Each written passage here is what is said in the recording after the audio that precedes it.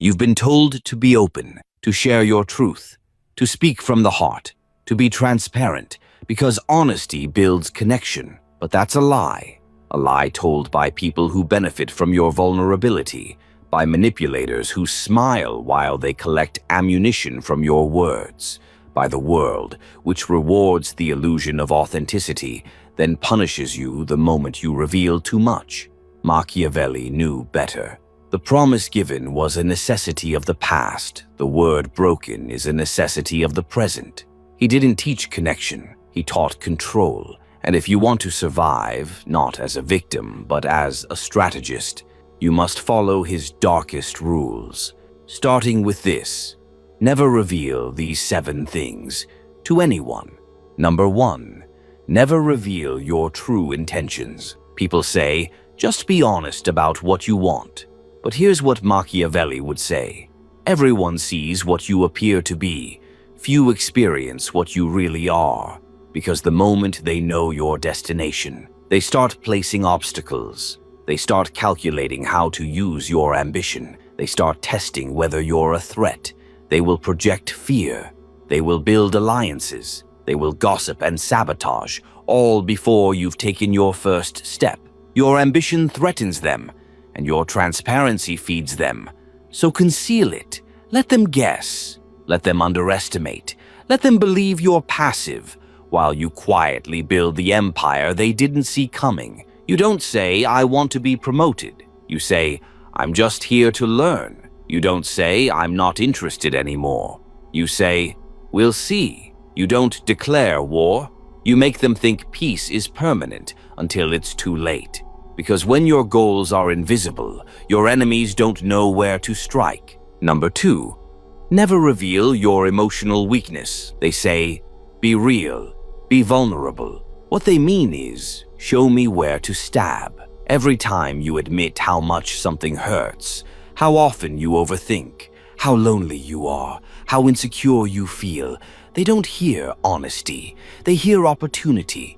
People collect your emotional wounds the same way an assassin collects poison, quietly, patiently, methodically, to use when it counts. They'll smile when you open up. They'll nod like they understand. But the moment the connection breaks, that's what they'll weaponize. They won't attack your strengths. They'll attack your confessions. Machiavelli wasn't heartless. He was strategic. He understood that the appearance of vulnerability can be used, but true vulnerability must be protected at all costs. You want to cry? Do it alone. You want to break? Do it in silence. You want to scream? Swallow it. Because the more emotion you reveal, the more emotional leverage you hand over. Control your expression, even if you can't control your feeling. That's not deception, that's defense. Number 3, never reveal your real alliances. You think loyalty is obvious, that you should make it known who you trust, that people feel safer when you choose a side. But in a world ruled by power, loyalty is a liability. And visibility is suicide. Machiavelli said, it is double pleasure to deceive the deceiver. People who know your allies know how to corner you. They know who to pressure, who to threaten, who to corrupt. They'll use your connections to triangulate your behavior, to cut your influence, to poison your inner circle. That's how kingdoms fall. Not from outside invasion, but from exposed alliances. Your real loyalty? Keep it off stage. In public, be unpredictable. Be courteous to your rivals. Be skeptical of your friends. Be neutral with everyone. Let them wonder who you answer to. Let them guess who truly holds your ear. Let them waste time chasing rumors while you operate in shadow. In war, the greatest weapon is not strength. It's uncertainty. And there's no greater uncertainty than the man who smiles with everyone and reveals nothing. Number 4, never reveal what truly motivates you. They'll ask, what drives you? What's your why? What gets you out of bed? And if you answer honestly, you just exposed your control panel. You said, I want to prove myself. They hear, you crave validation, and I can control you with silence. You said, I just want to feel loved. They hear, "You're emotionally hungry, and I can starve you into obedience." You said, "I want to make my family proud." They hear, "You can be guilt-tripped." You thought you were being deep. You thought you were bonding. But in the game of power, your motivation is not a story. It's a lever. And once they know which lever moves you, they will pull it on their terms. Machiavelli didn't admire noble intentions. He admired results.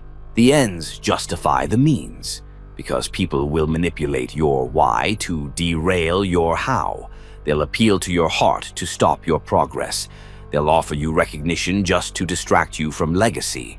They'll dangle false rewards to keep you playing their game instead of building your own. So what do? You give them surface motives. "I'm just exploring. I'm curious. I'm figuring things out." Make your mission sound harmless, even forgettable. Meanwhile, behind closed doors, you're building something they'll only see once it's too late to stop. Your real motivation? Let them discover it from your results, not your mouth. Number 5. Never reveal what or who you despise. In a perfect world, being open about what offends or disgusts you would make people respect your values. But this isn't a perfect world. This is a world full of people who target your triggers. You say, "I hate people who ghost," and now they'll ghost you just to watch you unravel. You say, "I can't stand being ignored." Now every silence becomes a calculated punishment. You say, "I hate being lied to," and now you'll be lied to with plausible deniability. Why? Because the more you hate something, the more emotional power it holds over you. Machiavelli warned, a prince should learn to act as both beast and man, which means you must appear civil, while internally you are untouchable. You don't flinch, you don't wince, you don't react. The moment someone knows what disgusts you, they'll test you, not all at once, subtly, slowly, surgically, to see if they can control you through disgust, to see if you're weak through hatred. So what do? You train for emotional neutrality, not to become passive, but to become unpredictable. Don't let them know which insults land. Don't let them know which people you fear. Don't let them know who gets under your skin. Pretend you've got no skin at all, because the moment they know who you hate, they can make you chase justice instead of power. Number 6. Never reveal what you're willing to sacrifice. People think boundaries are respected by stating them clearly, but in power, the opposite is true. The more they know you won't walk away, the more they will push you to your edge and past it. You say, "I'd never leave this job." Now they underpay you and smile doing it. You say, "I'd never hurt them, no matter what." Now they cheat on you emotionally, just under the radar. You say, "This is the most important relationship in my life."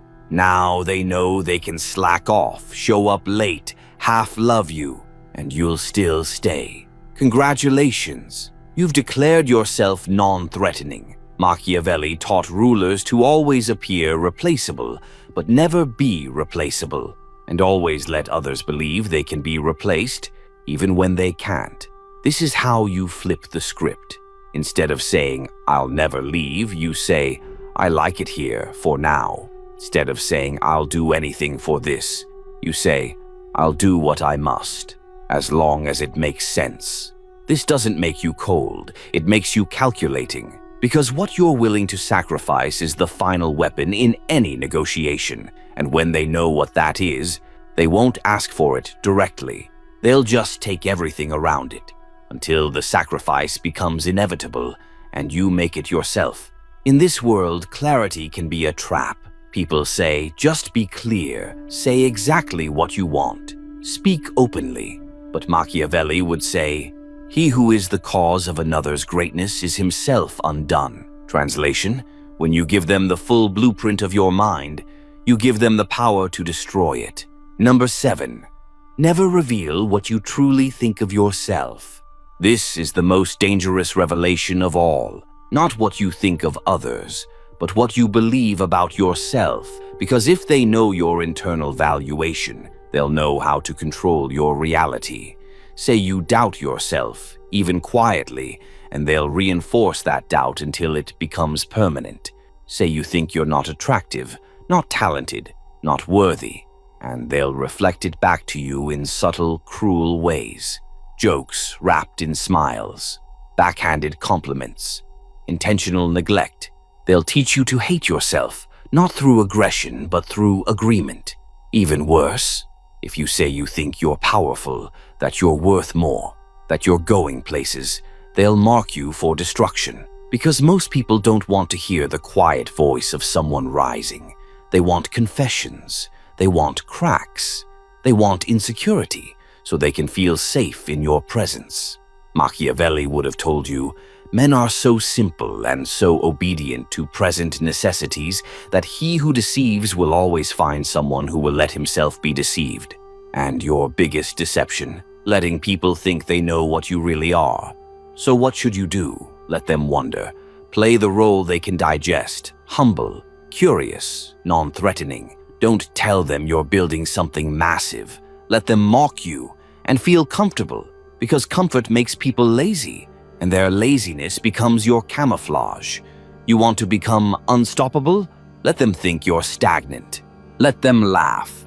While you prepare the next move they'll never see coming. Now you know what not to reveal. But Machiavelli's genius wasn't just in concealment. It was in weaponizing silence. Silence is not emptiness. It's tension. It makes people nervous. It makes people project. It makes people talk too much, revealing what you never had to ask. Your silence becomes a mirror. They fill in your blanks with their fears. They imagine you know more than you do. They assign meaning to every word you don't say. And that's where your power begins. Because the one who speaks the least controls the emotional frame. The world is addicted to explanation. People feel guilty for being misunderstood. They overcorrect. They clarify. They vent, post, confess. But you are Machiavellian now. You've deleted the need to be understood. Because you understand the secret. Once they know how you work, they'll start working you. Silence is control. Restraint is dominance. Mystery is protection. If they can't read you, they can't prepare for you. They can't trap you. They can't recruit others against you. Because when someone is fully known, they become navigable, predictable, controllable. But the person who reveals nothing, he becomes a myth. You don't have to be rich yet. You don't have to be powerful yet. You don't have to be the best in the room. But you do have to be hard to read. Because unreadable people are unshakable. You don't know what they want. You don't know what they fear.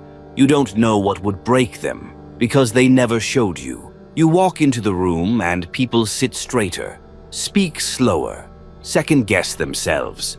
Not because you threatened anyone, but because you revealed nothing. This is what Machiavelli meant when he spoke of the appearance of virtue without the obligation to practice it. It's not about being fake. It's about being strategic.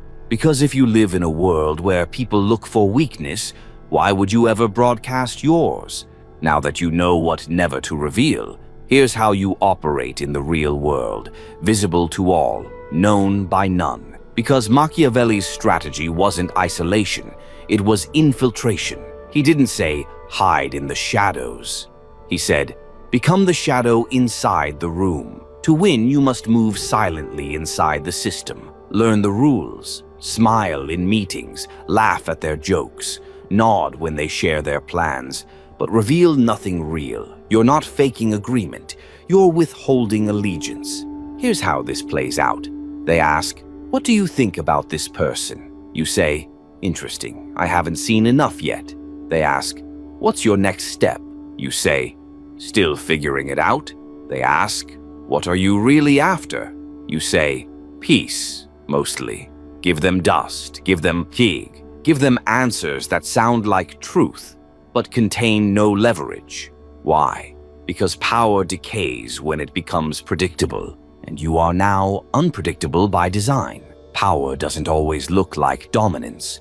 Sometimes it's the quiet hand that adjusts a system without ever being seen doing it. Let others rage. Let others correct publicly. Let others show their ego. You correct in silence. If someone disrespects you, you don't argue. You don't react. You reposition. You remove access. You slow down responses. You redirect outcomes behind closed doors. That is the Machiavellian correction. No explosion, just erosion. They won't even know you did it, but they'll feel the shift. They'll feel the coldness. They'll feel the weight of a power they can't explain, and it will haunt them. People think you must dominate every battle, but Machiavelli knew every visible battle costs something: reputation, energy, time. So how do you win without noise?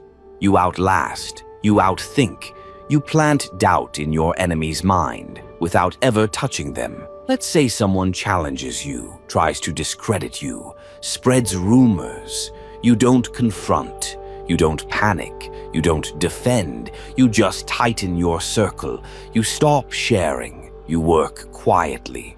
And then one day they wake up and you've taken the seat they thought was theirs. You didn't fight. You replaced them with silence as your sword. Remember this: the person who must destroy others to rise is weak. The person who rises in silence becomes a legend because no one sees it coming. And what people don't see coming, they cannot stop. People always reveal themselves when they speak too much.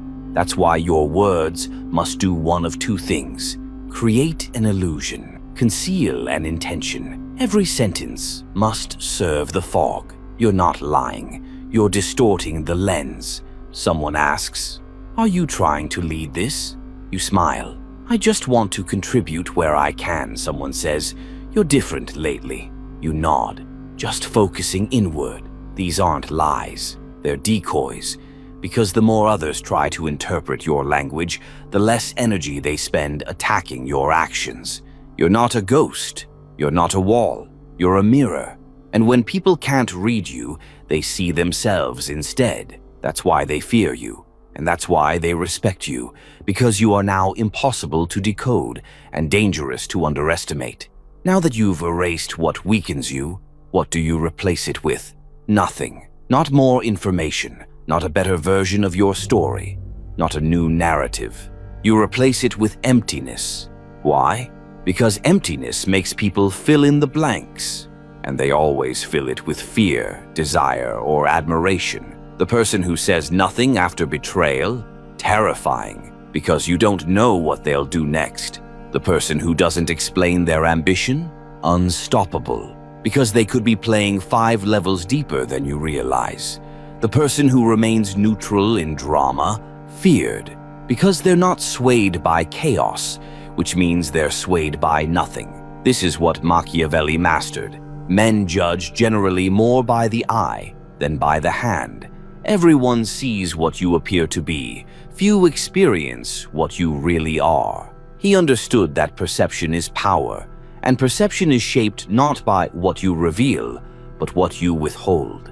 That's what makes rulers. Not charisma, not honesty, not likability, but the discipline to stay unreadable in a world addicted to disclosure. When people leave your life, you don't owe them closure.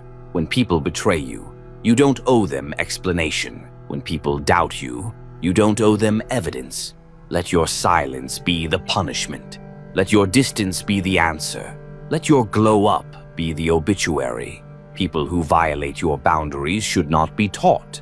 They should be denied access. This is what Machiavelli would have wanted you to understand.